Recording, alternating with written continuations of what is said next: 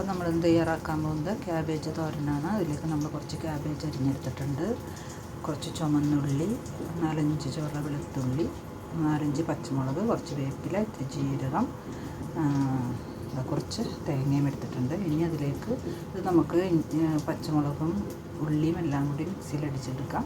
ഒരു ലേശം മഞ്ഞൾപ്പൊടിയും ഇത്തിരി ഉപ്പും ഇട്ടിട്ട് നമുക്കത് തേങ്ങയും എല്ലാം കൂടി ഒതുക്കി എടുക്കാം.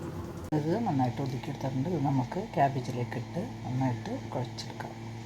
അപ്പോൾ ഇത് നന്നായിട്ട് ഒതുക്കിയതുമായിട്ട് ക്യാബേജ് നന്നായിട്ട് കുഴച്ച് അങ്ങനെ ഞെരടി ശരിയാക്കി വെച്ചിട്ടുണ്ട്. ഇനി നമുക്ക് പാൻ അടുപ്പത്തേക്ക് വെക്കാം.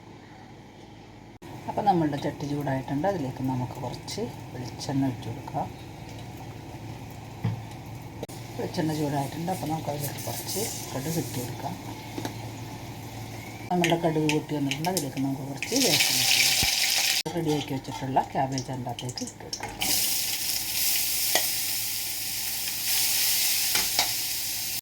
അപ്പോൾ നമ്മുടെ ക്യാബേജ് റെഡി ആയിക്കൊണ്ടിരിക്കുകയാണ്. ക്യാബേജ് വളർത്തുമ്പോൾ എപ്പോഴും നേരിയ തീയിലിട്ടിട്ട് അടച്ച് വെക്കാതെ വേണം ഇളക്കാനായിട്ട്, അല്ലെങ്കിൽ വെള്ളം കിട്ടും. അപ്പോൾ അതിൻ്റെ പേരിൽ ഒട്ടും അടച്ച് വെക്കരുത്, അടക്കാതെ തന്നെ ഇളക്കണം. അപ്പം നമ്മളുടെ ക്യാബേജ് തോരൻ റെഡി ആയിട്ടുണ്ട്. അപ്പോൾ എല്ലാവരും ഒന്ന് ട്രൈ ചെയ്ത് നോക്കണം. ലൈക്ക് ചെയ്യണം, ഷെയർ ചെയ്യണം, സബ്സ്ക്രൈബ് ചെയ്യണം.